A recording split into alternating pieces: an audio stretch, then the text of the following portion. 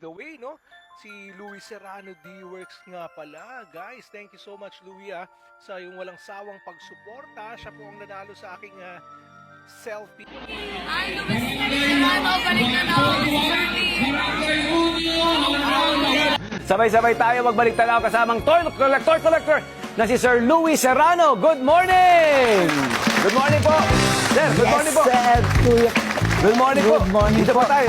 Ayan, dito po tayo. Wow! Okay, yeah. Bati naman po tayo sa ating mga kababayan. Ayan. Magandang umaga po sa inyong lahat, no? Nandito po tayo ngayon sa Love, Tony Pet, and everything. Ayun! Ayan. Okay. Sir Louis, bakit po? Sa glass. So sabi ko, maiba naman. Ako naman po, may diorama. So ilan na po? Ilan na pong diorama yung nagawa nyo ever since you started?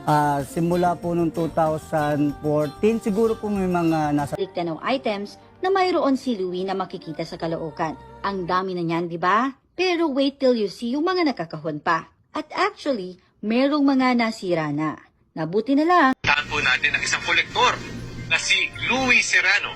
Siya naman po ay magbabahagi ng kanyang good vibe story tungkol sa kanyang koleksyon ng mga laruan. Uy, solid. Louis, magandang hapon sa'yo.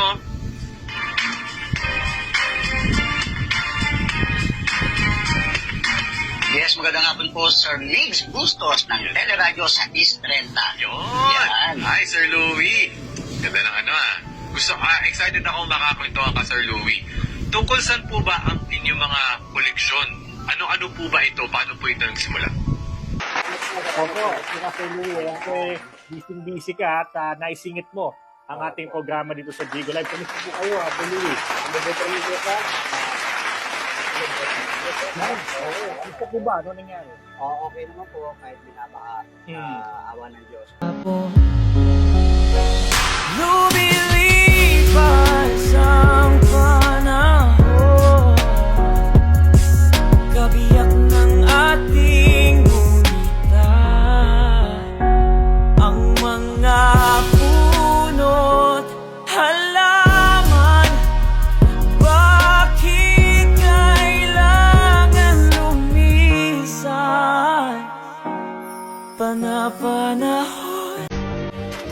Magsasampung taunang nangongolekta ng lumang kagamitan ang 45 anyos na si Louis Serrano. Matyaga niya raw iniipon at hinahanap ito na ngayon aabot na sa halos 2,000.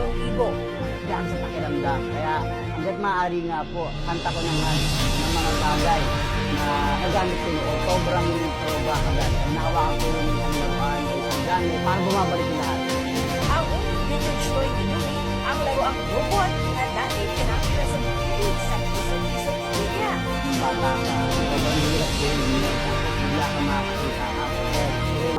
Mula sa kolektor ng balik tanaw items, nandiyan na siya, Mr. Louis Serrano. Sir?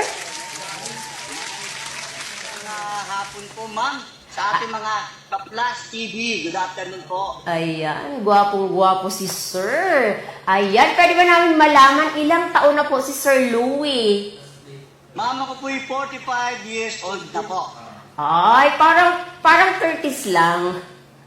Thank you, ma'am. Ayan, pwede ba namin malaman, Sir, kung kayo po ay may bahay na, mga chikiting?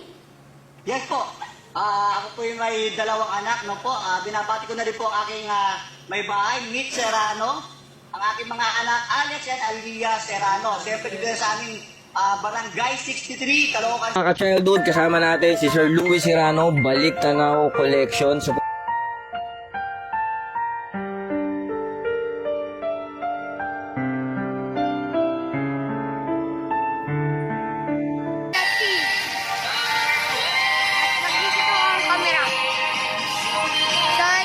Pauwi na po kami.